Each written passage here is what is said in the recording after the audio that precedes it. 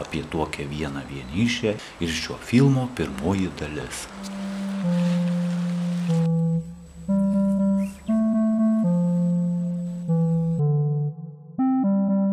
Tiesiog šios bitės sutvertos urvelius rausti.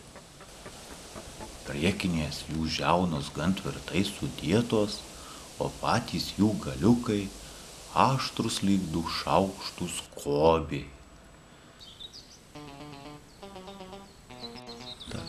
Kauras kaip reik paūgėjęs, štai, pagaliau iškišo galvą apsižvalgyti. O nustebinti ši bitė tikrai turi ko, įsiminusi savo urvelį, pradingsta lapų margumynė.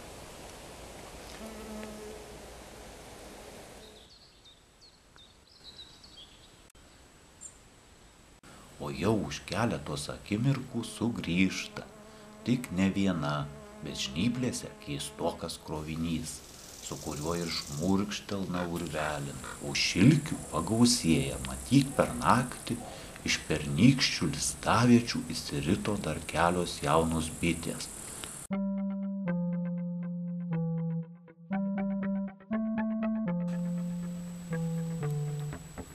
Ieškant kokio grybo, visai netikėtai krito į akį beržo lapas, kuriame švytavo 4 apvalios skylės.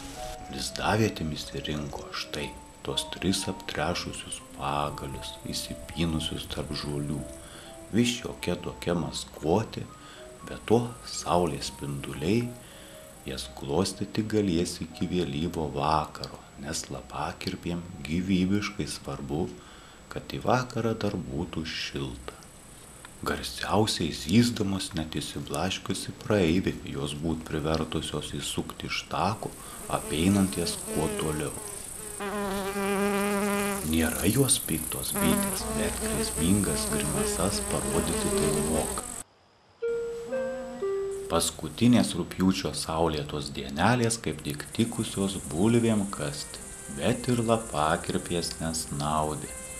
Paunksmėje gyvenimas toliau sava vaga tekėjo, o cilindrinės kiaurymės vis pilnėjo.